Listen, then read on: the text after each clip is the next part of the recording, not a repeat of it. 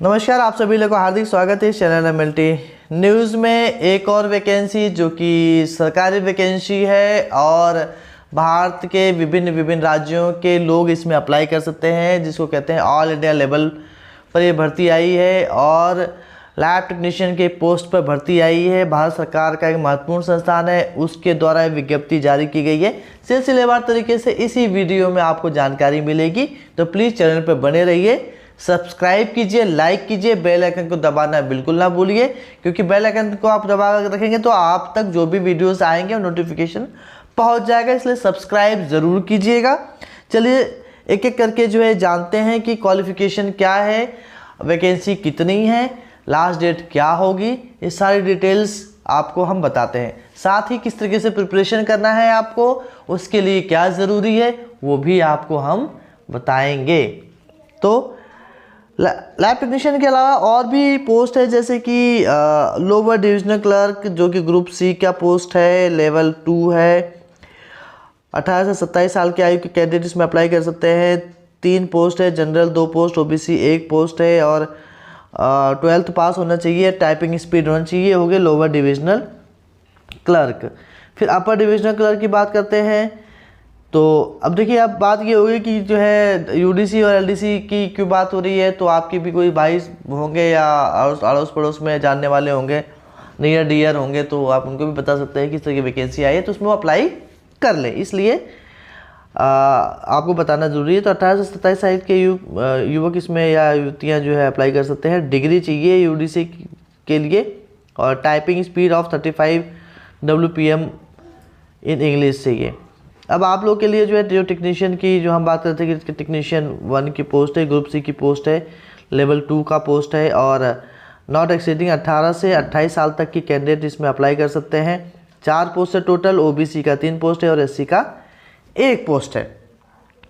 अब इसमें बात आती है कि 18 से 28 साल तक के, तो उस पर ओबीसी और एससी के लिए जो रिजर्वेशन पॉलिसी है, उस रिजर्वेशन पॉलिसी के हिसाब से एज का रिलैक्सेशन दिया गया है, तो उसके हिसाब से आप अप्लाई कर सकते हैं। अब आते हैं क्वालिफिकेशन क्या है। 12th चाहिए और intermediate pass in science subject में होना चाहिए, एटलीस्ट 55% होना चाहिए, government recognise board and at least 1 year diploma in medical lab technology DMLT from recognise institution होना चाहिए, तो DMLT वाले इसमें अप्लाई कर सकते हैं। नेक्स्ट है लैब अटेंडेंट की पोस्ट है। लैब अटेंडेंट की पोस्ट लगभग 3 पोस्ट है, जिसमें जो जनरल है और एक ओबीसी है। 18 से 25 साल की आयु के कैंडिडेट्स में अप्लाई कर सकते हैं और इसमें कोई डिप्लोमा नहीं मांगा गया है, बट ये है कि जो है आपके पास लैब का एक्सपीरियंस होना चाहिए। अब सबसे महत्वपूर्ण बात ये है कि आप अप्लाई कैसे करेंगे और फीस क्या होगी, तो हम आपको बताएंगे कि किस तरीके से आपने अप्लाई करना है। इसमें जो फीस दी गई है वो फीस है अपर डिविजनल क्लर्क की और लोअर डिविजनल क्लर्क की और लैब टेक्नीशियन की 2000 करीब जो है जनरल ओबीसी की फ़ीस है। एप्लीकेशन फ़ीस है SC ST SC और वुमेन की जो के लिए 1600 रुपये की का फीस है। और नीचे जो है आपको ऑनलाइन ही आवेदन करना है। ऑनलाइन आवेदन किस तरीके से होगा उसके बारे में आपको बताते हैं। सिलेक्शन प्रोसीजर आप जान लीजिए कि किस तरीके से सिलेक्शन होगा। इसलिए कंप्यूटर बेस्ड टेस्ट होगा और स्किल टेस्ट भी हो सकता है।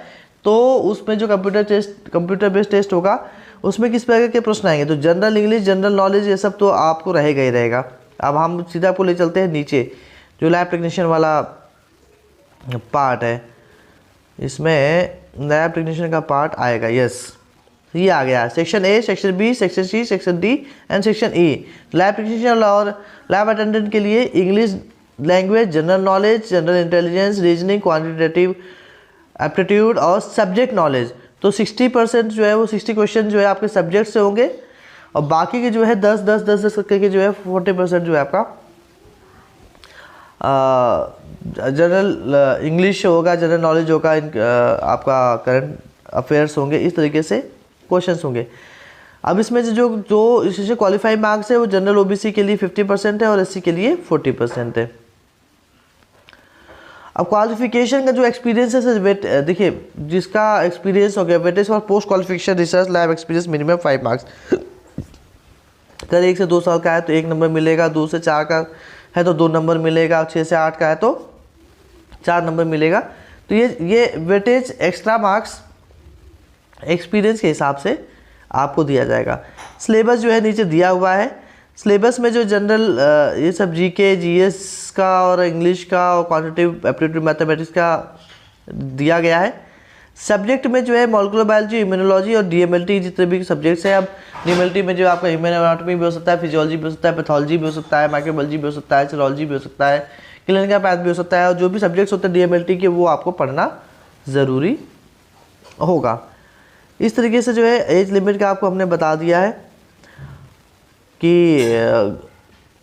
कितनी एज के हिसाब से हो सकता है। अब इसमें जो है ना एससी के लिए 5 साल और ओबीसी के लिए 3 ईयर्स का एज का रिलैक्सेशन दिया गया है। अब सबसे महत्वपूर्ण है कि ये वैकेंसी कहाँ की आई है, तो ये Indian council of medical research जिसे ICMR कहते हैं उसके द्वारा है, और RMRCN जिसे regional medical research centre Dibrugarh के लिए वैकेंसी आई है।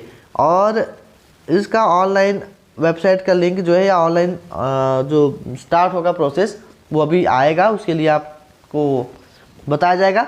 ये पहले ही वीडियो इसलिए बना दिया गया है क्योंकि आप उसकी प्रिपरेशन स्टार्ट कर सके। एग्जामिनेशन होगा और एग्जाम से संबंधित जो आप प्रिपरेशन करनी है कंप्यूटर, आप जो लिंक नीचे दिया गया है डिस्क्रिप्शन जिसको बोलते हैं, आप उसमें जाएंगे तो कुछ बुक्स का लिंक दिया गया है जो कि MCQs multiple choice question books है जो कि प्रीवियस ईयर्स के भी हैं और कुछ जो आ सकते हैं या इस तरीके से बनाए गए हैं, तो आप उनको परचेस कर सकते हैं। परचेस करके आप प्रिपरेशन कर सकते हैं और डेफिनेटली आपको एग्जाम क्रैक कर जाएगा। तो प्लीज़ चैनल को सब्सक्राइब कीजिए, लाइक कीजिए, बेल आइकन को दबाना बिल्कुल भी ना भूलें। बहुत बहुत धन्यवाद।